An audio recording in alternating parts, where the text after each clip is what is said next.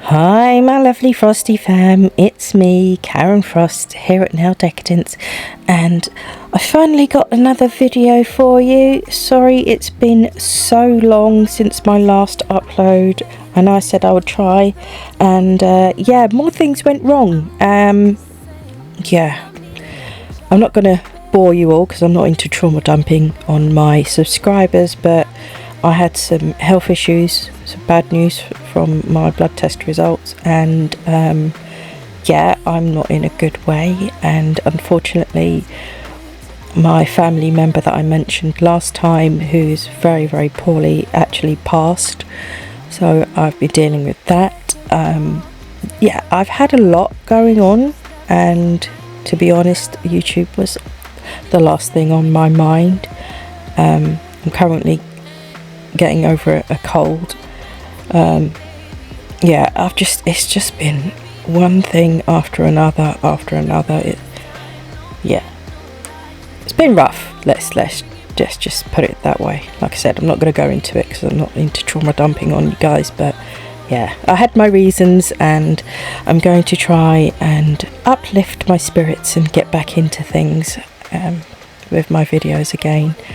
Like I said, I made a promise that I would continue with my YouTube, and I will keep that promise for sure. So in this video I'm doing an acrylic set of nails. As you can see, I prepared the nails, applied the tips, I blended the tips, and then you saw me apply the thin clear base layer. I always apply a thin clear base, gives me something to file back to, but it also protects the natural nail from staining, adds a little bit of strength, the reasons, you know. So yeah, put the thin clear base on, and as you can see, I have placed a piece of abalone shell. Beautiful pieces of shell, and then I used a bit of clear acrylic to stick it on, and then I used a little bit of clear acrylic and picked up some iridescent glitter and put that around it, not over it, just around it. And as I'm doing it, I'm like, this looks like a fisheye, and now I can't unsee it. So I'm sorry, I've just put that image in your head as well. But now when I look at it, all I see is a fisheye. That was not what I was going for, but now I can't unsee it, and you probably can't either. So yay, welcome to my world. Anywho, so yeah, just encapsulated that gorgeous piece of shell to protect it, because obviously I don't want to file into it. So I'll let that set up, move on to the ring finger. Going to do a reverse French or extended nail bed. So apply that first bead, pat it out at the back end, and then bring the front end down, and then use my brush to guide it into the shape of the nail bed that I'm going for, which is, you know, more of an oval to match the tip of the nail kind of thing. And then I will apply my second bead behind that, and then once I've blended that bead into the first bead, I add my clear bead for my strength to build my apex, and that's what I'm doing now. So that first clear bead, and now I'm putting on the second clear bead. This is to build my strength and structure. Now with cover pinks you can build the nail, your strength and structure, with the cover pink, but I prefer to use my clear. It is the strongest of all acrylics, and it is also the cheapest of the acrylics, so that's why I just cap everything. Plus I like the look of the clear over the top. It's just something that I really enjoy, so that's why rather than building the structure with the cover pink, I use the clear. And I'll let that set up because I think I file it in. Move on to the index finger, and I'm doing the burgundy at the tip area. So you see I faded that burgundy back nicely so that when it comes to the ombre I'm not going to have a really harsh line. What you don't want to do is have it really thick where the blend is going to be, because that will make it harder for you to get a nice ombre. So if you fade it backwards, you're more likely to get a nice ombre without seeing a really harsh line underneath the cover pink, if that makes sense.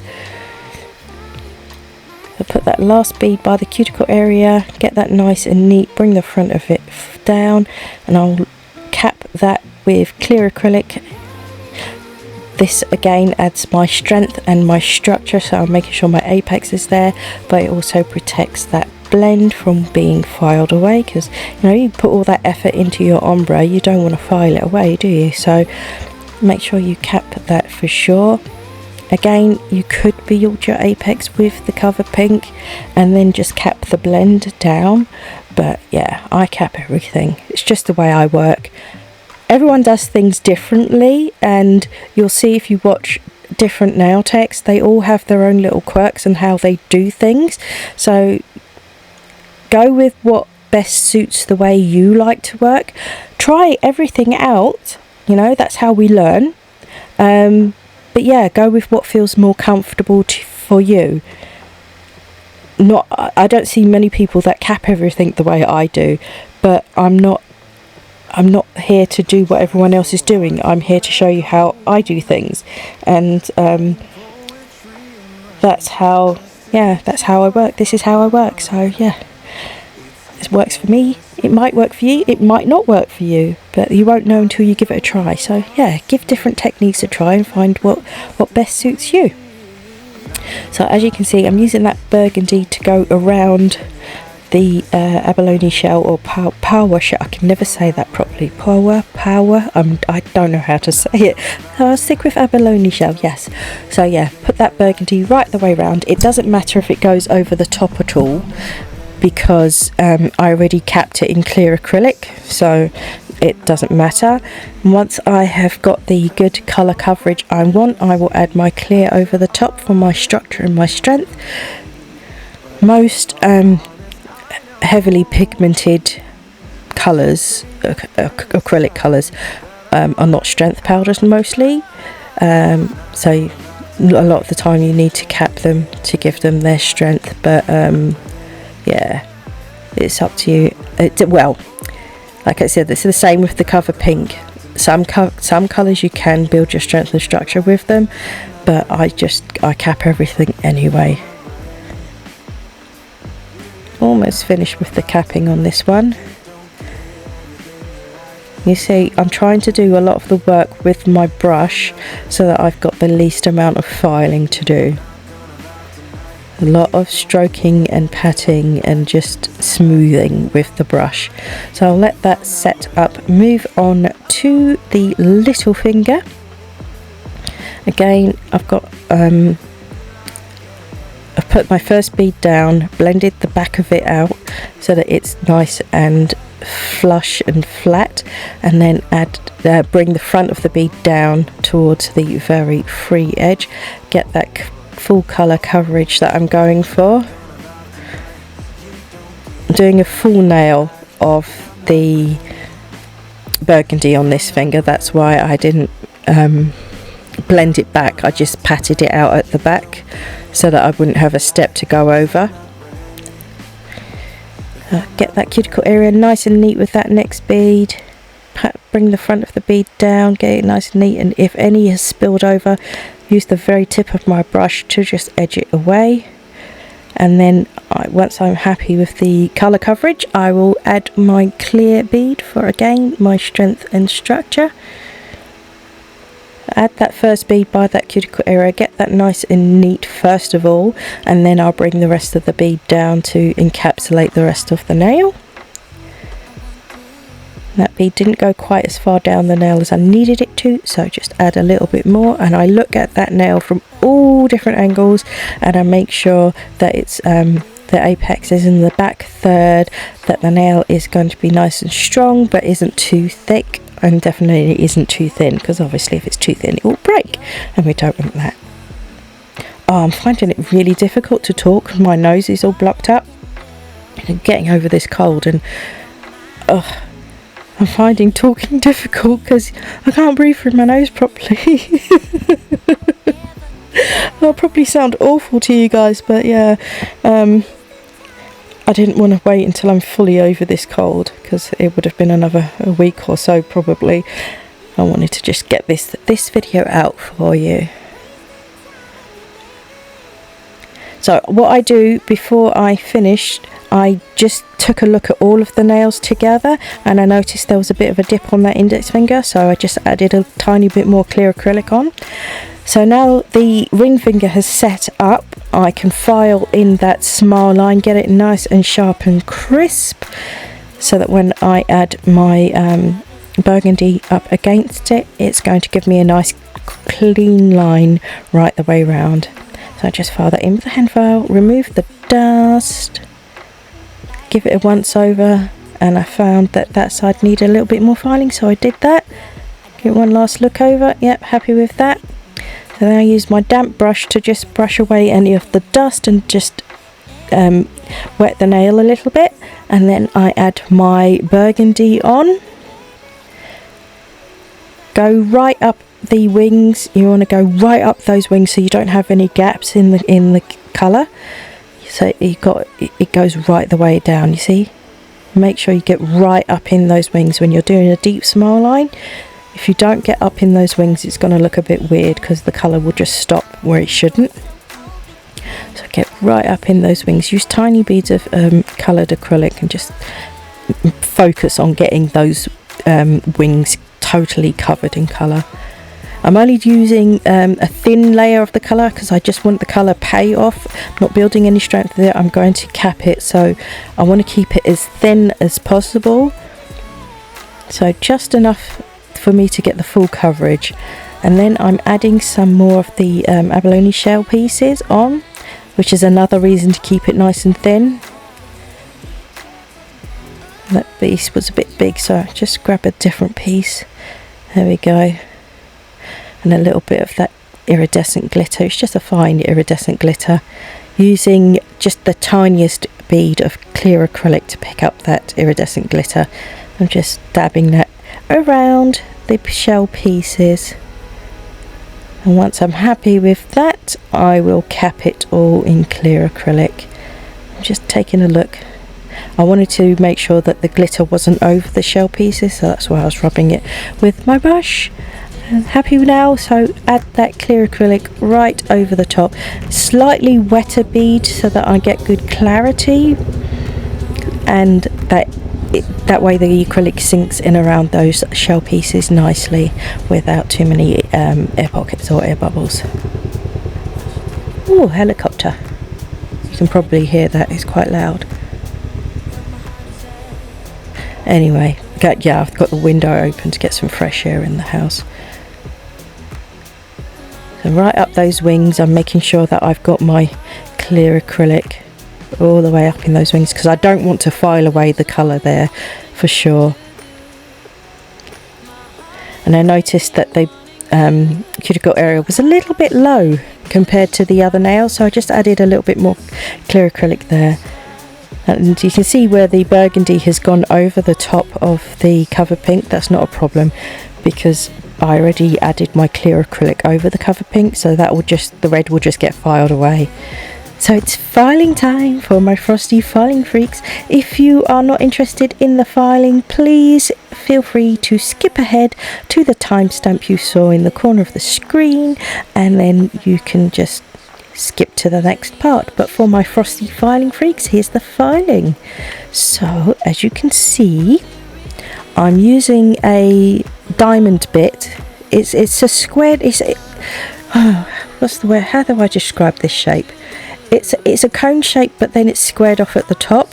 It's tapered cone squared off, if that makes sense. It's just a diamond bit, so it doesn't if you run it on your fingers, it's not going to hurt you, it's not going to cut you, kind of thing. It's just it's like using a emery board. It's, you know, that's what a diamond bit is. It's just like, it's very similar to an emery board in the way it files, so it's not too harsh. I go around the cuticle with that, get that nice and flush. Then I switch to my hand file and I start shaping underneath the free edge, rotate my file up and then file the side walls, reshape that nail nicely. make sure it's even. Stop and look at the nail you're working on, as well as the nails of the other nails that you've worked on, so that they're all a similar shape. If you just focus on the one nail you're working on without looking at the other nails as reference, that can interfere with your shaping. So do compare the nail with the previous nails to make sure that they're all a similar shape.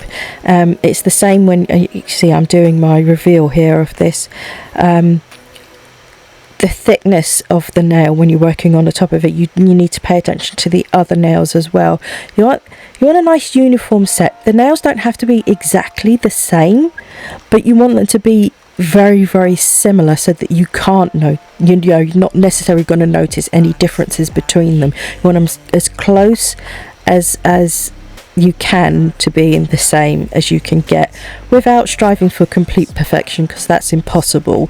But yeah, just stop and look is all I can say. That one tip will make a huge difference if you are struggling with your filing and getting a nice uniform set. The tip of stop and look and compare will make a huge difference to you, I promise. Give it a try if you're struggling, that is. Give it a try and you'll see it will make a big difference if you don't just concentrate on the nail you're working on, but you compare it to the other nails as well. So you look at everything as a whole, not just individually. Give it a go. So now that I've finished with the e-file, with the debulking, should I say, I've switched my e-file bit to a sanding band, and I'm just going to go over the surface of the nail, smoothing it as I go. I'm not trying to really remove a lot of product here, I'm just shaping. There was a little bit of acrylic underneath the nail there that I just removed with the hand file. So yes, with the e-file, just smoothing over. You can do this part with your hand file if you so wish, it's not a problem. To save my fingers, I use my e-file as much as possible, but yeah, this is just to smooth over the surface of the nail so that it's nice and curved and shapely without any dips or really harsh scratches in it or anything. It's just to smooth it around. You see, I stop and I look at the nail from all different angles. I look down the barrel, I look down from each side, I look from the bird's eye view. Always look from all different angles, because if you don't turn and twist that nail, you're not going to notice any imperfections if you're just solely relying on the bird's eye view. So don't be afraid to move that nail all of the ways that you need to look at it from different angles. So happy with that. Remove all the dust, give Handolly a wash, and then I will also use some rubbing alcohol to rub over the nails, because when you use soaps have moisturizers in them, so it's always best to go over the nail surface with some rubbing alcohol before you top coat, to make sure that you remove any oil that would interfere with your top coat sticking. So I'm just using some gold paint, gel paint, to outline the Paua shell and the glitter that I encapsulated in the middle of this nail, so it sort of looks a bit like a brooch, if that makes sense, like a cameo type of thing. So I just flash cure that, because I don't want that to get ruined, because I'm quite clumsy. So flash cure that in place, and then I'll finish the rest of the design. Now, I was making this up as I went along. You can see I'm hesitating with my brush because I wasn't sure what I was actually going to do. So yeah, just make it up as I go along and seeing what I come up with. Sorry, my hand's in the way, you can't really see what I'm drawing there, but I'm just trying to repeat what I did on the first side on the second side, trying to get it the same. It's all very well doing a design, but when you've got to repeat the mirror image, it's like, oh, I've got to do it again. Don't know if I can do it again, but I did. It didn't come out too bad. I'm not the best of drawing. If you're one of my long-time subscribers, you know I can't draw for toffee, but I do give it a go sometimes. And I will always try and it will always be simple, because I cannot do intricate designs to save my life. I just can't. My hands shake a lot, and I'm just not that talented, quite frankly. I can't draw for toffee. That's why I like stickers and stamping, because it saves me having to draw. So once I'm happy with that, I will cure it. I got a bit on the skin there, so I'm just removing it. Oh, look, I didn't flash cure it. I'm taking a risk. I didn't flash cure it. And I'm going to go, I don't know why, but I thought I'd just put some of the gold gel paint around the smile line to sort of tie it in. I think my thought process was that just having the gold on one finger looked weird, and I wanted it to be a cohesive set, so I think that's why I did the outline on the smile line with the gold. I did this set a long time ago. It's hard to remember what my reasoning was. Anyway, so yeah, I've cured that gold gel in place, so now it's time to top it off and keep it tough, which also means we are at the end of the video. So I'd like to say thank you ever so much for coming to my channel, watching this video, spending some of your most precious time with me. Thank you ever so much. I appreciate you. If you have not done so already, please go ahead and click that subscribe button. Join the Frosty Fam. I'd love to have you. If you have enjoyed this video or it's helped you in any way, shape or form, please go ahead and click that like button. It really helps my channel out and lets me know that you are enjoying the content that I am creating for you. And if you feel like it, you are more than welcome to leave me a comment. I'm happy to talk to you.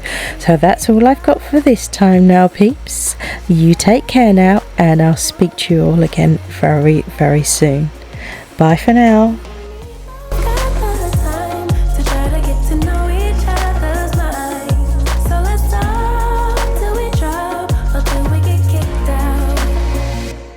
Everybody's smoking. Boy, it's getting late, but we keep talking. I can't help but feel like I've been chosen. I'm the one inside your mind. You go on about your charm. Tell me things like I can't hate to walk in dogs. I go on about my ex who broke my heart. Baby, we're too out of line. There's a reason we're here. There's a vibe in the air that neither you and me could deny. Someday soon I'm gonna make it, yeah.